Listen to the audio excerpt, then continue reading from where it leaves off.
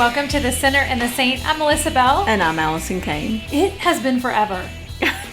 I know. We've had a few weeks off. We have. We had a great time down at the beach at our speaking event. Oh my gosh, you guys, if you're ever in AB, as the cool girl over here calls it, the salt talks are awesome. They are. They do those in the summer.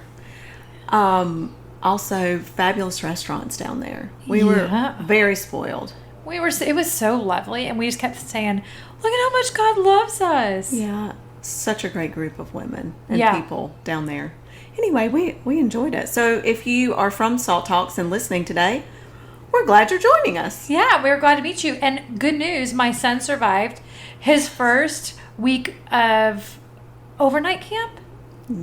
Yeah. But more importantly, I survived. Yes, I was going to say, of course we knew he would, because he is a little outgoing shenanigans master of fun and games. I said, what did I say? I said, I bet he's already the master of ceremonies for July 4th celebrations. That made me laugh so hard. But yes, you survived. I survived, and he's just so happy. And in the car, he's like, all right, I can't wait to be back here next year. Oh. And, he came back with just so much joy. He was exhausted, of course. So many fun stories. You can just tell he's a little different. He didn't come back with any dirty laundry because someone picked up our dirty laundry bag. So, hey, if you're listening and you took her kids' dirty clothes home, she'd actually like them back.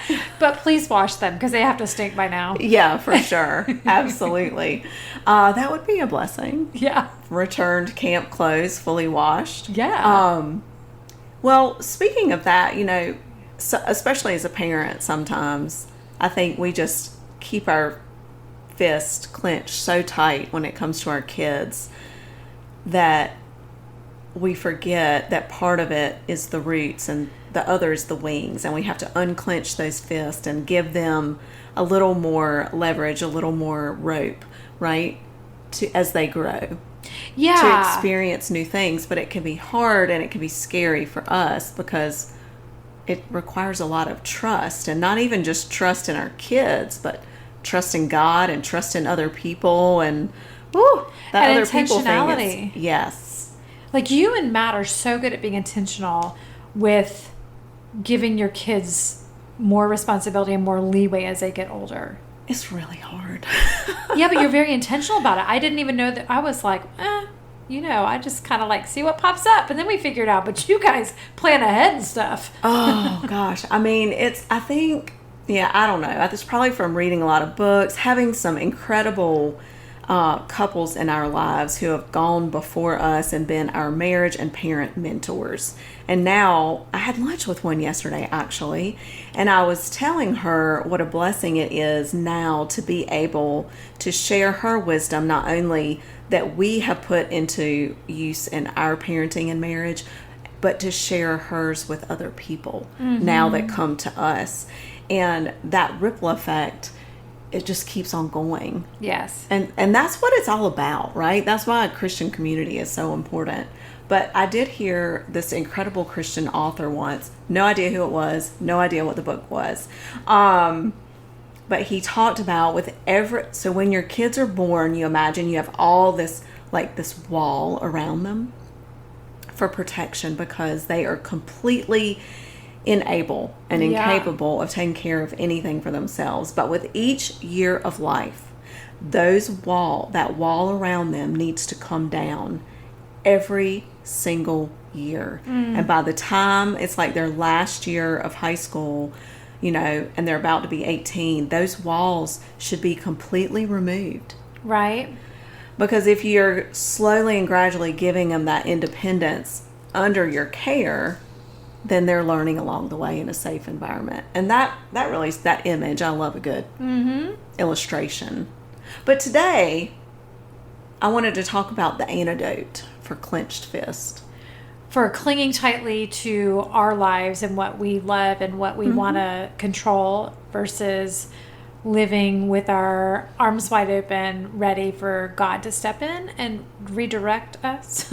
Yes, and not just our kids, and everything in marriage and our finances and, the next steps that he's leading us to, and, a Gosh. job or reaching out to someone else. And so much of life, we do hold these clenched fists. We want to hold these things tight, and we feel as if we have control over them. And we all know we don't, but we pretend like we do. Oh, yeah. And it feels so good to Yeah, pretend so like we do. cozy. It's so cozy in there. But often we do. I mean, we kind of hear that a lot. Like, you need to have open hands. Don't you? You hear that a lot in Christian stuff. Oh, yeah. Like, you should need to have open hands to be ready for what God, wants you to receive, and blah, blah, blah. Yeah. Yeah, I blah, blah, blah a lot. Melissa will say, did you just blah, blah, blah scripture? You did. Yada, yada. But I kind of want to challenge us today, because I feel as if many of us don't necessarily walk around with those clenched fists. We have those open arms or open hands to receive. The problem is they're full. Oh, so they're open, but they're just overloading with stuff. Yeah, like That's true. my hands are open. I can totally say that. Like, I'm good. Like, I'm not clenching my fist. I'm letting God be in control, and I Right. have my hands open to Him. But if you really look in my hands, they are so full of my stuff. Right. It just looks different than a clenched fist. Oh, you're like, So- hey, God, you can have 7 a.m. to 7:15 a.m. That's what I got for you. Yeah. What do you want to do with that? Or, it's like, wow. He looks at my hands sometimes. He's like, wow, you're really ready to receive a lot. You're busy. I got that little 1/4 inch at the tip of your pinky finger, as you cup your hands together. And so I think that's one of the things I want to talk about today. Let's do it. Let's do it. Do you ever do that? No. I just, you know what? I just sit in my backyard and swing on this swing and just hang out with God all day. I'm not busy at all. Oh my gosh. Well, I think, it really all does come back to trust. A lot of things. I mean, most everything. Trusting in who God says He is, Yeah. who He says we are, what His promises are. And when we do trust Him, then it is really easy to unclench our fist, shake our hands, and empty them of everything, and just place 2 empty hands before Him.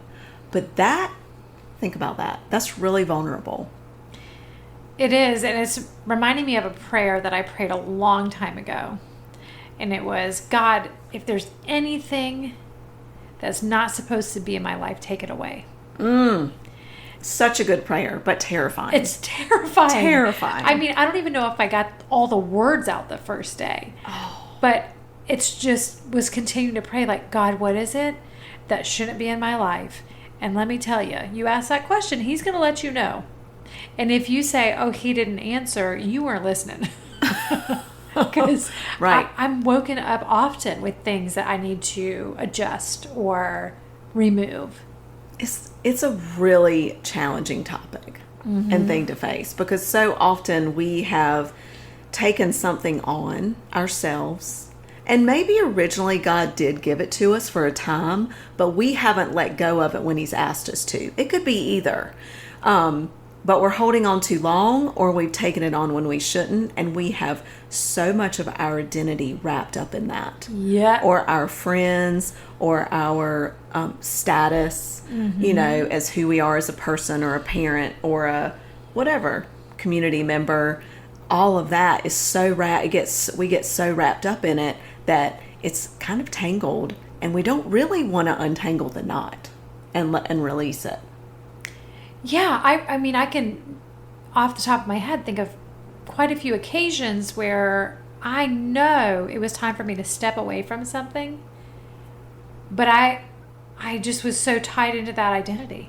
Mm-hmm. I mean, I used to work on staff at a church, and I was like, well, what do you do after that? Like, if you do anything after you work on staff at a church, you are now a sinner or something. Like, you've now fallen from God's graces.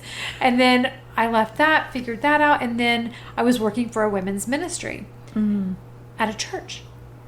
And it was, oh my gosh, I I can't let go of that. What about all these people? And here's the thing. It was all tied into what was going to happen to these people next. Honestly, it wasn't about a position because most people didn't know what I did.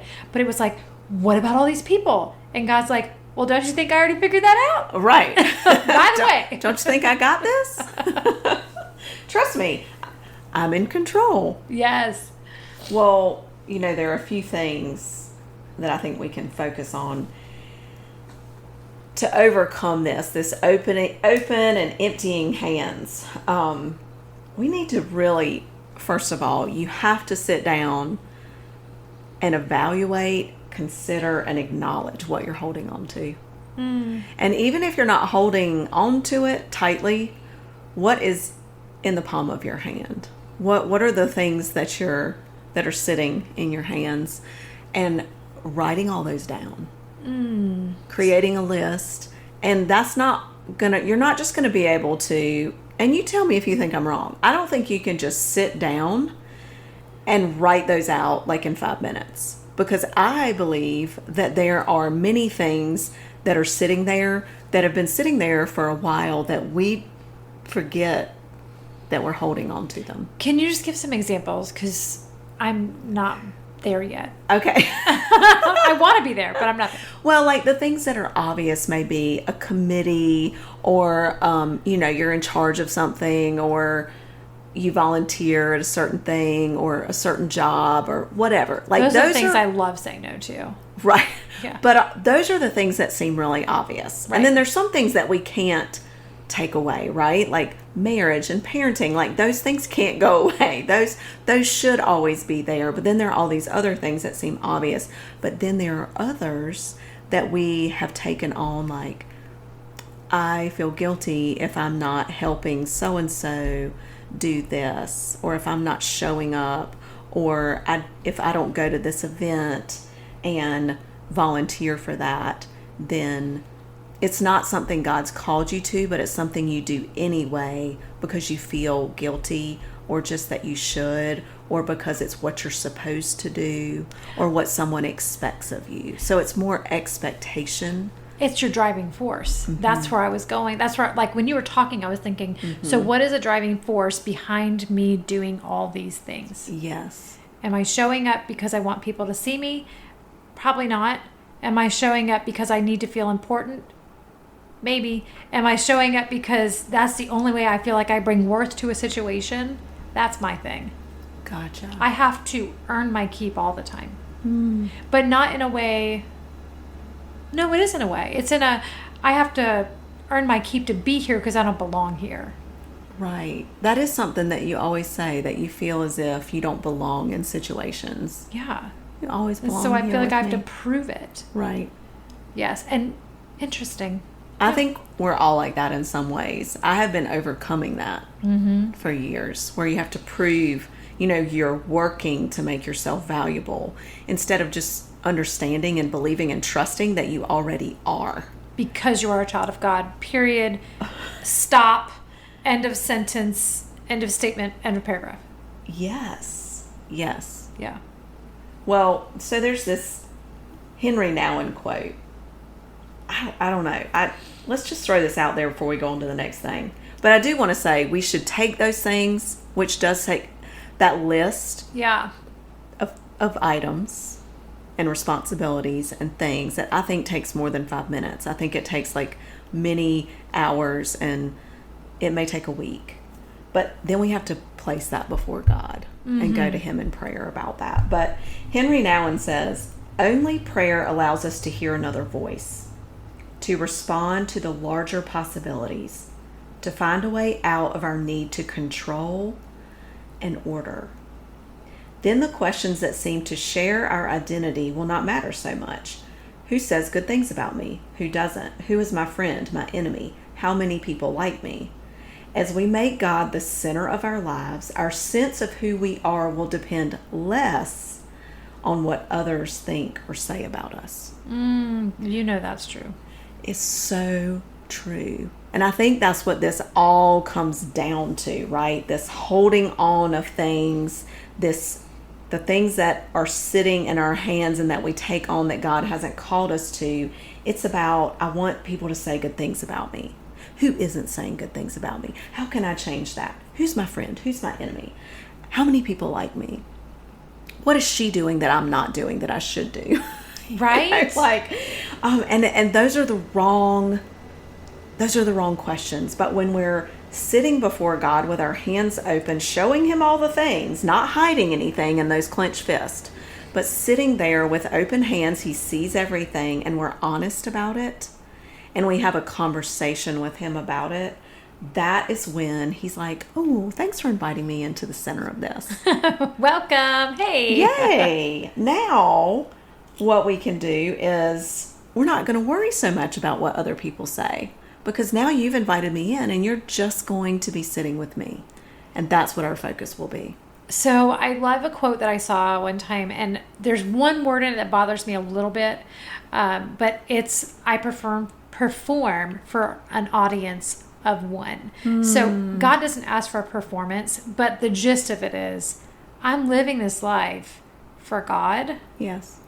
And if you're living your life for God, he's going to put you where you need to be. I love that. So the word performance, I don't love it, but I understand Yes. their point. Right. And I think sometimes we do get caught up in thinking we need to perform for God. Right. So it's a really good word to, like you said, maybe consider and make sure you have it in the right, Context, the right context, because we don't have to perform for God. But I do get that. Mm-hmm. We just need to be focused on, am I in line with what's in my hands? Is this what God says should be in my hands? And that takes a lot of resting in his presence. I mean, it took me 6 months, easy 6 months, to align myself with that. Yes, it is not a 5-minute ordeal or a week. Yeah. Sometimes it's one thing at a time that you pluck off your plate, because you pluck this one thing off and you realize, wait a minute, I was actually doing this particular, I felt like I needed to show my worth, which is why I'm leading that committee. Plus I'm on the PTA, and how am I in charge of my kids' swim team? Wait a minute. Whoops. Yeah. How did I get here? All of a sudden, yes. And you'll see patterns in your life, which I told you recently. I realized that I am in charge a lot. I handle a lot of things well. I handle things under pressure. I'm really good at navigating that. But why am I always someone's right-hand man? What is that feeding in me that needs to be eradicated?